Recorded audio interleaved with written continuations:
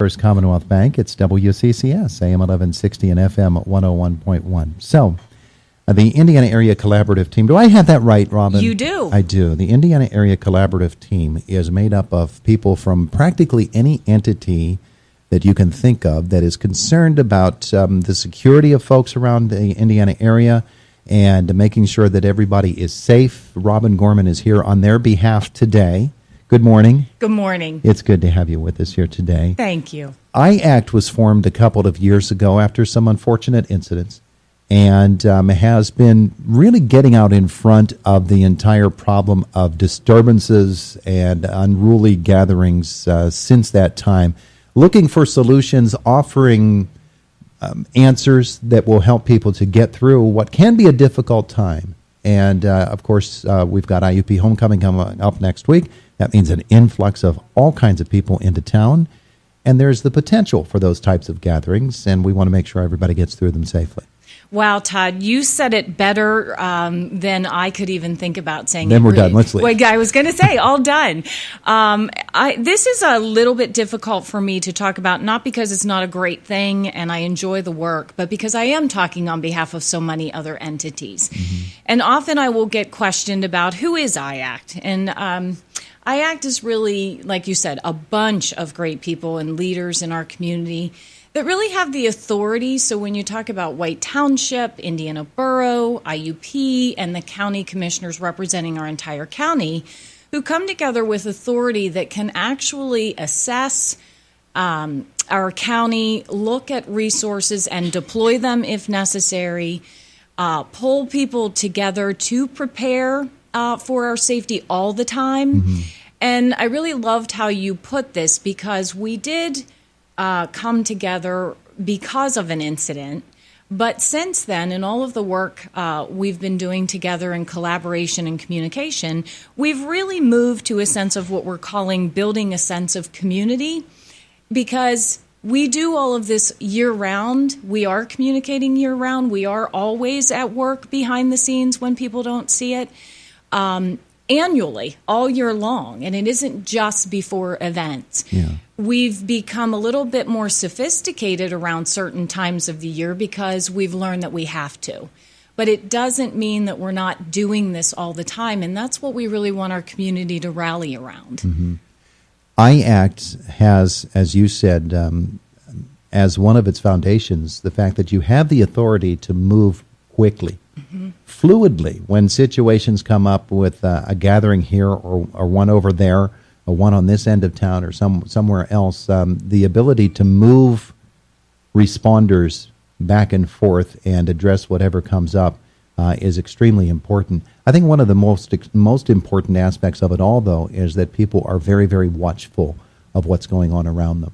I couldn't agree more, and that is one of the special things about this community and this county. And we often say, if you look around the nation and the world, Indiana can't think and can't even fall into thinking that we're immune from the rest of the world, right? Yeah. And so it is comforting, and I hope that it makes our community feel very good that we are constantly planning. We are constantly trying to assess and be prepared for anything that could potentially happen in our community. It doesn't necessarily have to come in a way of, I don't even know how to phrase it, but a physical security issue. But what if people ate something that was contaminated in large quantities and it became more of a health incident that we had to react to? And the deploying of resources, like you indicate, is still the same way. We have to be ready. We have to work quickly. Mm-hmm. We have to be able to communicate properly so that we can be synergistic and flexible as needed to the situation. And in addition to reacting to something that is happening now, you mentioned it, the planning that goes on before then, for just those sorts of things, but also for offering alternatives to some of the ways that people celebrate. That has to be a very important aspect of what IACT does too. It is, because obviously if being safe, we want to give our entire community healthy choices, right? Alternative activities. Oftentimes, and I'm sure we've heard this in the past, and I want it to stay in the past, there's nothing to do in Indiana. Well, that is so untrue, and we know that. And we want to be the biggest spokespersons for saying all that we have to offer here, all of the things that we program in and all of the things that are here for us naturally, like our parks and our trails. And I mean, there's so much. But as part of the planning, we have to be very vigilant about that as well. And so we are planning numerous other activities, not just the homecoming parade, not just the football game, but all kinds of choices and healthy choices for everyone all the time. So I don't know that you're prepared to tell us what some of those activities are right this morning, but you certainly could tell us where we could go to find out some of these activities. So obviously on IUP's campus, but it's not just there. I heard you talk, and we hear about IRMC all the time, which is another unbelievable entity in our community. But there are people that actually work on, okay, what kinds of activities, have worked in the past. And now I'm going to March, not so much homecoming, because there's so much around homecoming. Our alumni come back and they have special reunions. They host specific groups. There's all kinds of things programming within our community around that. But March becomes this, what we call an unsanctioned event. So we're chasing around trying to always find out when is it going to be, what is it going to be like.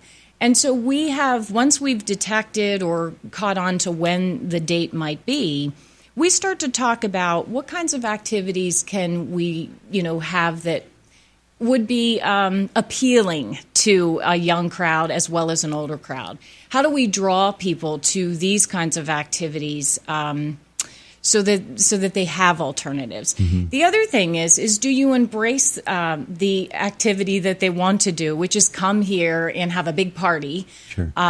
Do you embrace that and meet them at their intersection and say, okay, let's not make this a bad thing. Let's give you space. Let's give you some autonomy around how you want to have fun.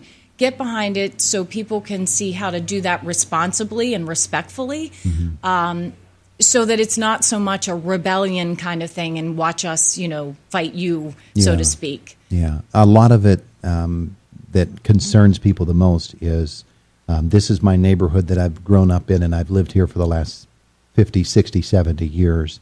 And then this happens, and the whole neighborhood is torn up, and it's awful difficult.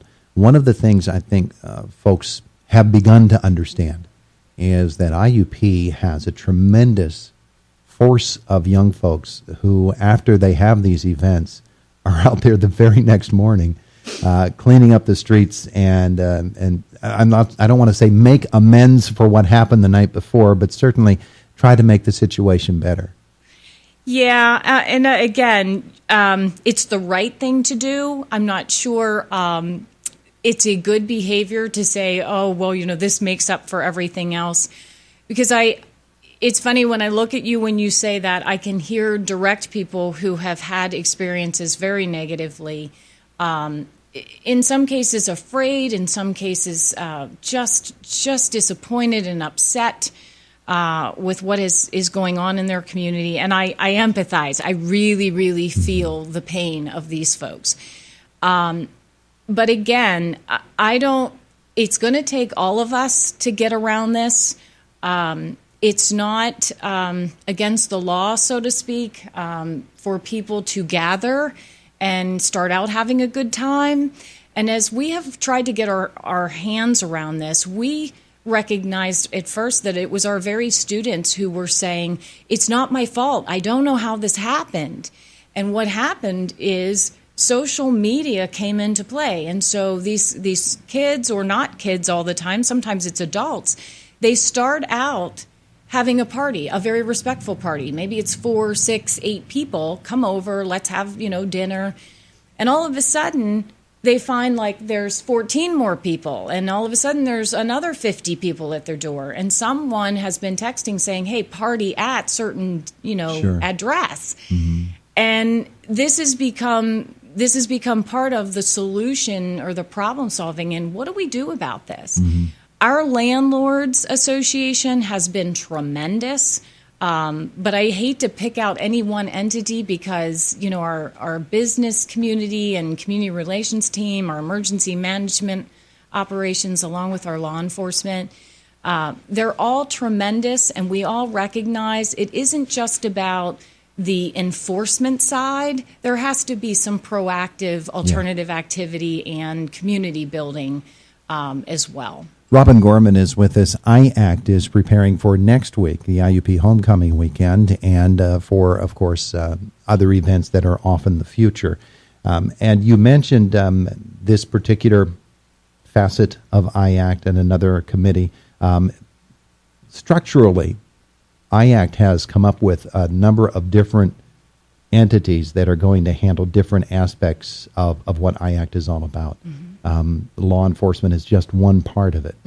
There are other parts of it. That structure enables IAct to react to everything that is going to be happening when you have the potential for some difficulties. So that is the perfect segue to invite our community, if they are interested, to our all stakeholders, because this is the larger 70-plus entities that would involve everyone from Citizens Ambulance to the hospital to our business community, our landlords, and so on. We all come together. This will be Monday, October 2nd, from 5:30 to 7 p.m. at the Kovalchik Complex in the PNC room. It's a round table so that our contributing partners can talk about the preparations and things that we've been working on over the past several months to prepare for what we call fall events, just not this time of year, but homecoming upon us. And it's really a time to hear how the community is preparing, but it's also a time that if people truly have concerns or questions, this is the place to bring them. I always say in this meeting, there's no dumb question, sincerely, and we want this to be the place where people are comfortable to come and ask about their concerns and get the right answers from the right people. So I welcome people to come. The only thing I ask is that they do let me know they're coming, because if we get too large, we may have to plan appropriately for the facility. Okay, so RSVP to Robin, and how do they do that? That is at rgorman@iup.edu, or they can phone me at 724-357-2410, and our students will be waiting to take their RSVP. And this is coming up on Monday, 5:30, PNC Room, Kovalchik Complex. October 2nd. Robin Gorman, thank you so much for coming in. Thank you. Appreciate it. Thank you very much. Very, very much. You'll be back next week to talk about what? No, I'm just kidding. Well, I may make a pest out of myself. You make it too fun, Todd. We appreciate Robin's time this morning. Just about 25 minutes after 8 o'clock, it's Indiana in the Morning, presented by First Commonwealth Bank here at WCCS AM 1160 and FM 101.1.